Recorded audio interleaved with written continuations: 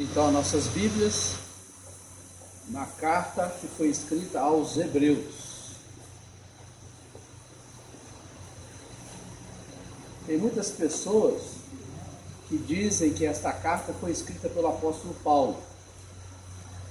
Outros dizem que foi escrita por Barnabé. Hebreus capítulo 4. Nós vamos ler a partir do verso 12. Outros dizem que foi escrita por qualquer outro dos apóstolos. Mas o fato é que a Bíblia não diz e não está registrado quem é o autor. Apesar que tem muita semelhança com os escritos de Paulo, tem outras coisas, outros fatos que levam a acreditar que não foi Paulo. Então, não importa quem foi o autor humano, o importante é o autor divino que foi inspirado pelo Espírito Santo. Amém? Amém. Nós vamos ler no capítulo 4, a partir do verso 12. Só lembrando que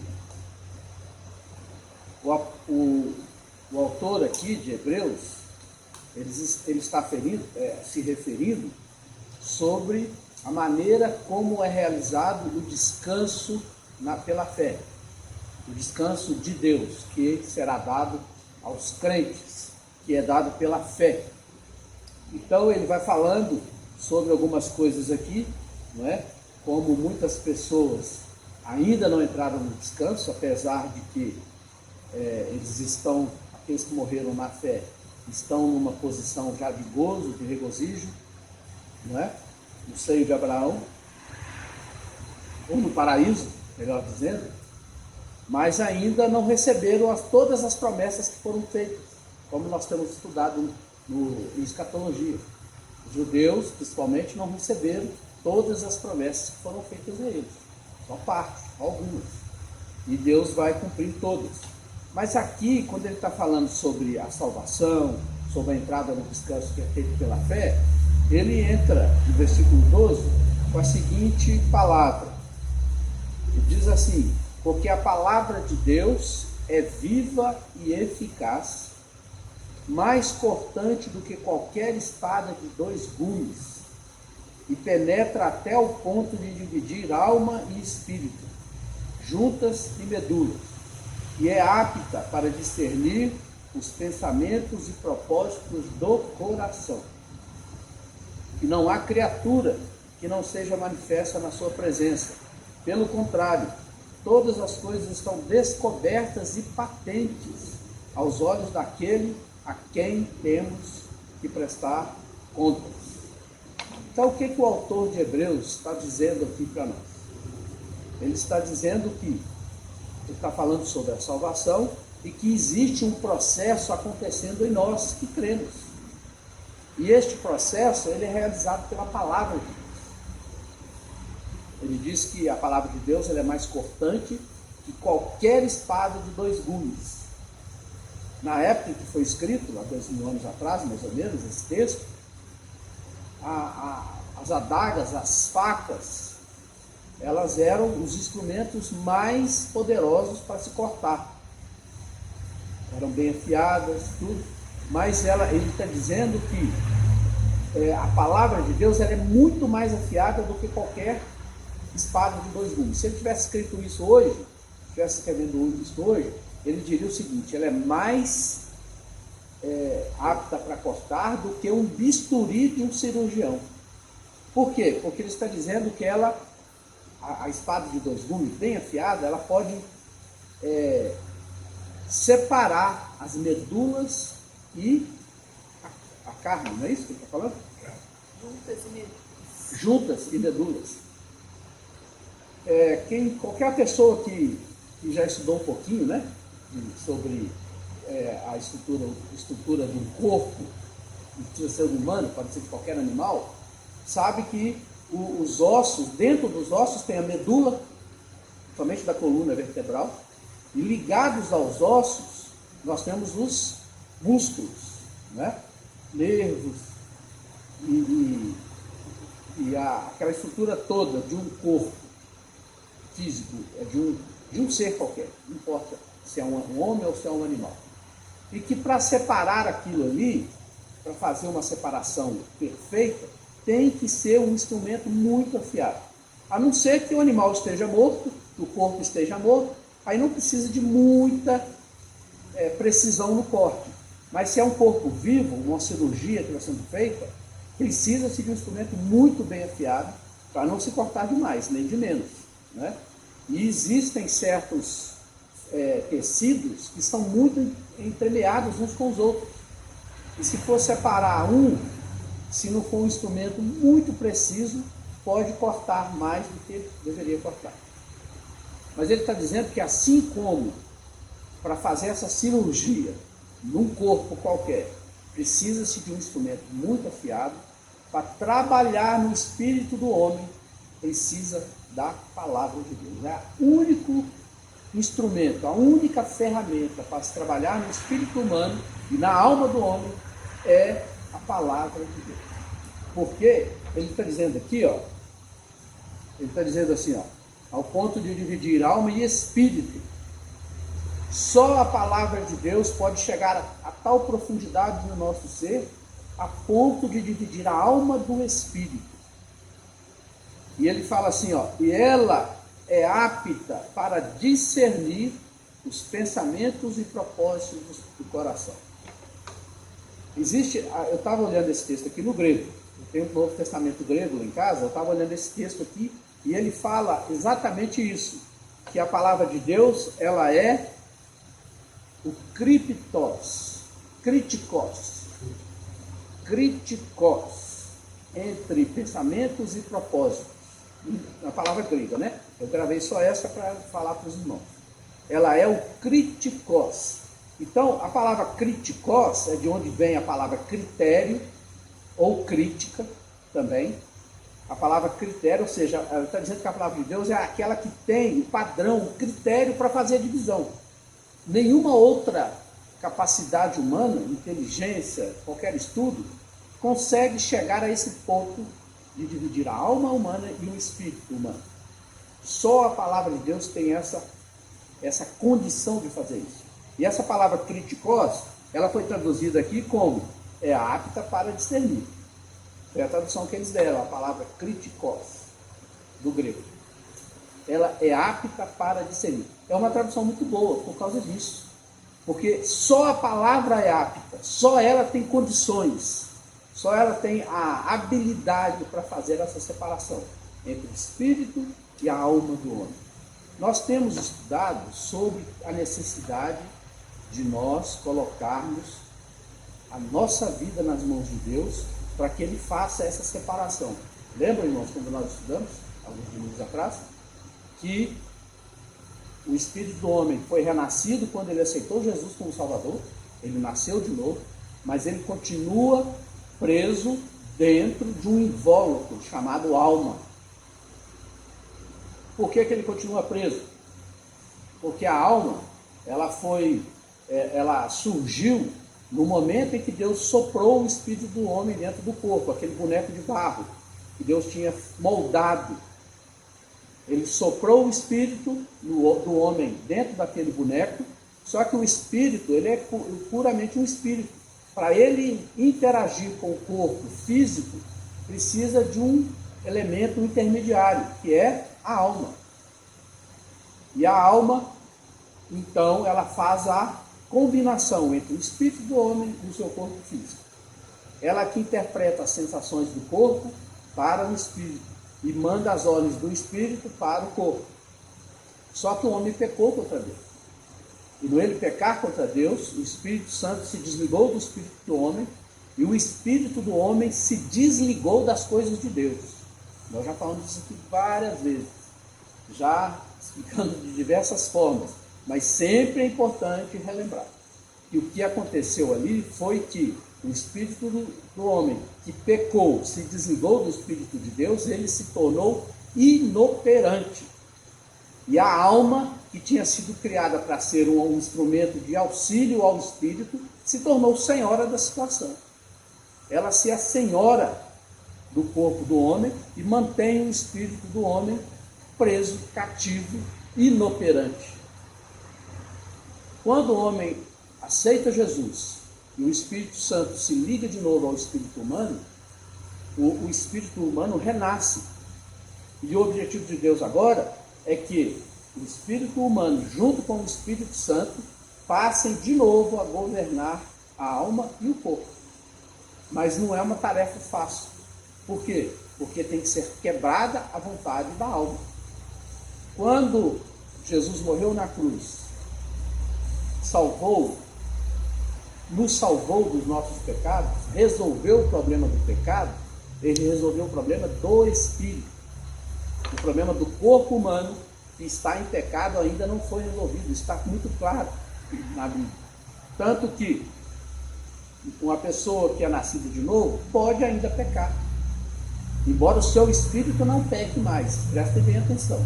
Paulo fala muito claramente isso, que todo o pecado que nós cometemos é na carne, é no corpo físico. Por quê? Porque o nosso espírito não peca mais. Nosso espírito agora ele está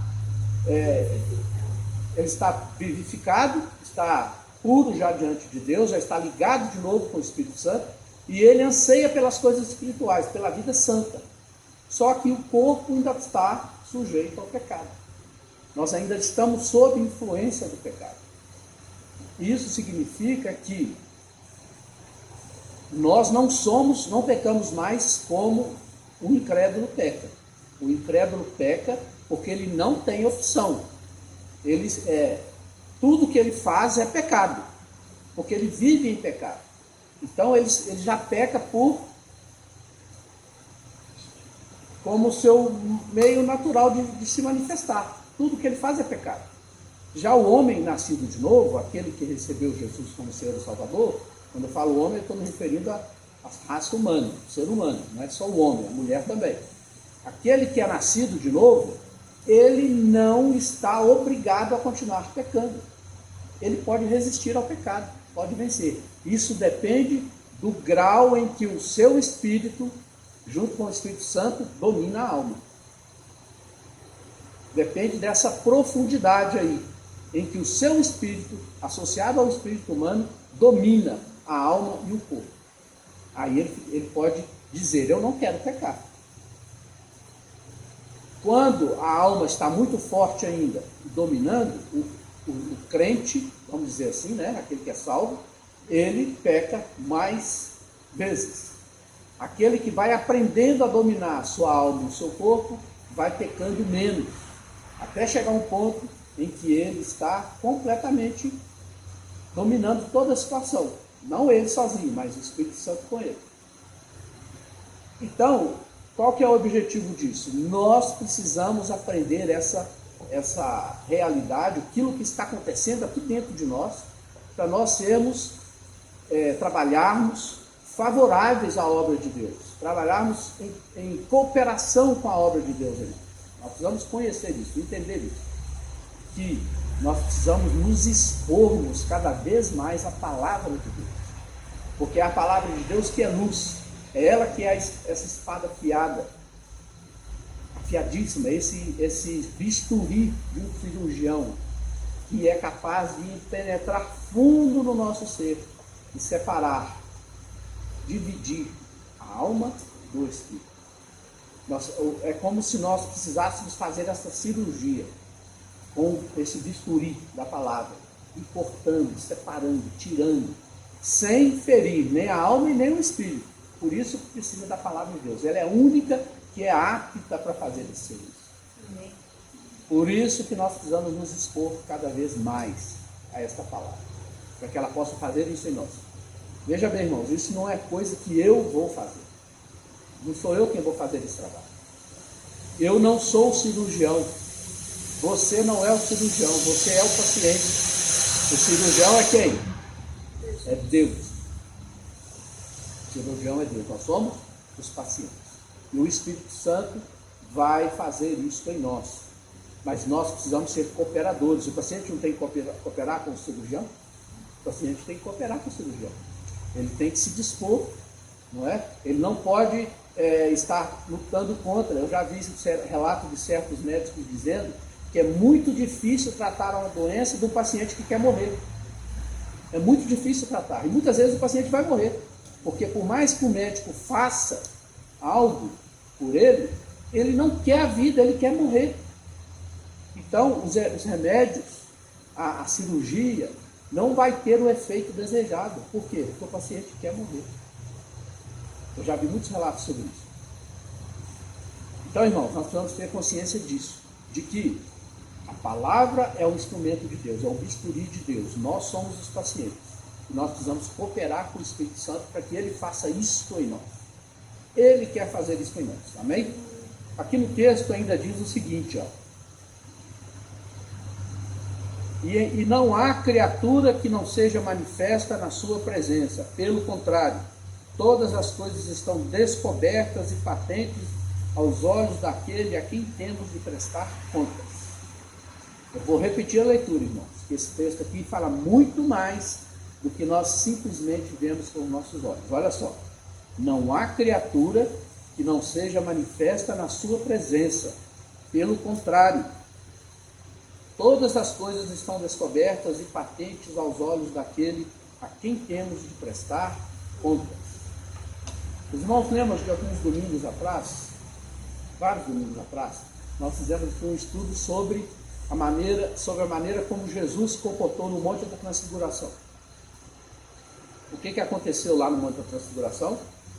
Jesus, como o próprio Filho de Deus que ele é, apesar de ser humano, né, que ele também é, naquela época ele estava aqui na terra vivo, não havia ainda sido morto, nem tinha ressuscitado, né, muito menos ressuscitado, ele ainda estava no seu primeiro estado de homem, vivendo no seu corpo humano, um corpo que cansava, se machucava quando chutava pedras pelo chão, caminha fora, né? Ele não usava botina, ele usava sandálias, que era o calçado daquela época. Ele sentia fome, sentia frio, calor, suor, né? Ele tinha todas as necessidades que um corpo humano tem.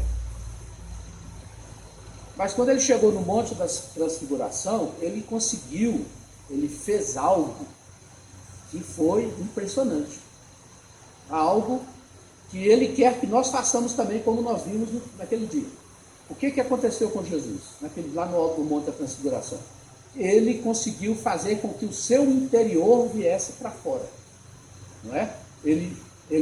A Bíblia fala lá no texto que foi traduzido que ele se transfigurou. Mas o texto no original que nós vimos naquele dia diz o seguinte, que ele começou a produzir do lado de fora a imagem daquilo que ele é lá dentro. Amém? Amém. Isso aconteceu com Jesus. Ele se transfigurou. Ele mostrou para o lado de fora, para os outros, quem ele realmente é por dentro. E nós vimos também que o diabo, ele quer que a gente faça o contrário. Ele quer que nós ocultemos quem nós somos e que a gente mostre do lado de fora algo que nós não somos. Ou seja, ele quer que a gente use uma máscara. Ele quer que a gente mostre do lado de fora aquilo que nós não somos, na realidade. Ele quer que a gente use uma máscara. Mas o apóstolo Paulo, aí sim, o apóstolo Paulo, lá em Romanos, capítulo 12, versículo 2, ele fala que nós devemos fazer como Jesus fez. Né? Não permitir que o diabo coloque em nós a sua máscara, mas que nós devemos mostrar do lado de fora quem nós somos por dentro. Quem nós somos por dentro? O Espírito Santo e o meu Espírito vivo. Nós somos agora o corpo de Cristo. Então nós temos que mostrar do lado de fora quem nós somos por dentro. E não aceitarmos que o diabo coloque a sua máscara em nós. Amém? E o que esse texto aqui está falando? Ele está falando o seguinte, ó, que não há criatura que não seja manifesta na presença de Deus. Pelo contrário, todas as coisas estão descobertas e patentes aos olhos daquele a quem temos de prestar contas. Ele está falando isso logo depois de falar que a palavra de Deus é viva e eficaz, mais cortante do que qualquer espada de 2 gumes, e penetra até o ponto de dividir alma e espírito, juntas e medulas, e é apta, ela tem capacidade, é a única que pode discernir pensamentos e propósitos do coração. O que é que ele está dizendo então com isso? Depois de falar isso aqui, ele dizer que não há criatura que não seja manifesta na presença de Deus. Pelo contrário, todas as coisas serão ou estão descobertas e patentes aos olhos daquele a quem temos de prestar contas. Ele está dizendo o seguinte, que o Espírito Santo, Deus, quer fazer essa operação em nossos corpos, físicos e espirituais. Ele quer separar a alma do espírito, para que o nosso espírito, nascido de novo, renovado, uma nova criatura, unido ao Espírito Santo, possa sair e fazer, manifestar aquilo que agora de fato nós somos, uma nova criatura, mostrando isso para o lado de fora. E ele fala mais, que nenhuma criatura está encoberta, todos nós teremos que fazer isso. Aqui, esse texto, quando fala assim, todas as coisas estão descobertas e patentes aos olhos daquele a quem temos de prestar conta, está dizendo exatamente o seguinte, que nós vamos olhar para Deus, assim, levantar o rosto e olhar para Deus. Essa palavra no original, quando diz assim, estão patentes aos olhos, está dizendo exatamente isso. E isso aqui, nosso, está voltado para Deus. Ou seja, nós estamos encarando Deus face a face. E é isso que vai acontecer. Ou aqui, nesta vida, ou lá na eternidade. Se nós não permitirmos que o Espírito Santo faça essa cirurgia em nós aqui, ainda na terra, ele vai ter que fazer ela lá. Por isso que Ezequiel diz, não só Ezequiel, mas Isaías também fala, lá no capítulo 11, que nós lemos semana passada, que naquele rio, nas margens daquele rio, tem aquelas árvores que produzem fruto para alimento e as folhas para remédio. Para que as pessoas que não foram operadas pelo Espírito Santo aqui, sejam lá. Elas vão precisar ser curadas. Porque quando nós permitimos que Deus faça a cirurgia em nós, essa separação entre a alma e o espírito, para que o espírito se saia e se sobreponha à nossa alma e ao nosso corpo, essa cirurgia é a cura que nós necessitamos. Essa é a cura que nós necessitamos. E quando eu falo nós aqui, o nosso corpo é a nossa alma, porque o nosso espírito já está purificado. O espírito do homem, ele é purificado no momento da crença, quando ele crê em Jesus, realmente, quando ele recebe Jesus como seu Salvador, o Espírito Santo entra definitivamente. Nesse momento, o espírito do homem é purificado. Ele nasce de novo. Mas a sua alma e o seu corpo precisam ainda passar por esse processo. Então, se nós permitirmos que Deus faça essa cirurgia em nós, aqui, enquanto nós estamos nessa vida, nós vamos chegar mais perto de realizarmos a vontade de Deus aqui ainda. Porque Ele ainda quer nos usar aqui de uma maneira plena. Os irmãos lembram que Jesus dizia que Ele estava indo para o Pai, nós iríamos ficar e iríamos fazer a obra que Ele fez. E Ele ainda falou uma coisa, que nós faríamos maiores obras do que Ele fez. E aí eu nem vou perguntar quantos de nós fizemos basta um surdo ouvir, um cego ver, um morto se levantar. Eu sei que pessoas já conseguiram, já tiveram essa tamanha liberação do seu espírito, sobre a alma e o corpo, e já atingiram essa maturidade espiritual de orar por pessoas, elas serem curadas das mais diversas doenças, inclusive ressuscitar mortos. Mas Deus quer que todos nós façamos isso. Jesus falou isso. E Ele não falou mentira. Ele não falou isso da boca para fora. Ele quer nos usar nesse ponto. Mas para isso, a nossa alma tem que ser quebrantada, para que o Espírito possa ser usado. Muitas pessoas que não conseguiram, passaram 10, 20, 30 anos nesta vida, ou até mais, sem ser trabalhado de uma forma completa pelo Espírito Santo, e acabam falecendo, indo para o céu, e vão entrar no céu sim, porque foram salvos. Mas não chegaram ao ponto que Deus queria. E vão ter que passar por esse processo lá no céu. Esse processo de cura, de completo aperfeiçoamento, lá no céu. Eu não estou falando de heresia não, de que a salvação não foi completa. Foi sim, a salvação foi completa. Nós fomos salvos de uma vez por todas. Mas, ao nosso ponto de sermos usados por Deus na sua plenitude, para muitas pessoas não foi alcançado aqui na terra. Vai ter que ser alcançado lá no céu. No céu que eu digo, no paraíso, né? Onde as pessoas vão depois que morrem, as pessoas que têm Jesus. Eles vão ter que lá continuar esse processo de cura. Claro que não tem mais dor, não tem mais sofrimento, vai ser só cura, só tratamento direto ali com Jesus, com Deus, com as coisas de Deus. Mas vai ser um processo, sim, de aperfeiçoamento. Não tem sofrimento nenhum, mas tem esse processo. Por isso que tem essas plantas lá, para que as pessoas comam e vão se curando. Não é isso que está dizendo ali? Ela serve para cura. Nós vemos lá em Ezequiel. Lá em Isaías também fala do mesmo jeito. Em Apocalipse fala do mesmo jeito. Amém? Mas o objetivo de Deus é que nós atinjamos esses pontos cada vez mais próximos dele aqui ainda. Que nós consigamos ir nos aprofundando em Deus e andando cada vez mais fundo em Deus, para que nos use aqui nesta vida, para nós abençoarmos outros, levarmos o Evangelho, libertarmos os cativos. Ele quer nos usar nesse ponto aqui. Mas eu sei que muitas pessoas dentro da igreja não são usadas por Deus assim. Não são. Olhe para mim. Eu sei que eu não sou usado por Deus como Ele queria que eu me usasse. Mas eu estou buscando, eu quero me submeter à cirurgia de Deus. Para que Ele faça em mim tudo o que eu preciso fazer para que Ele me use. Para que o nome dEle seja honrado e seja glorificado. E que eu possa ser um cooperador com o Espírito Santo. Não um paciente eterno. Alguém que quer morrer, não quer ser tratado, não quer ser curado.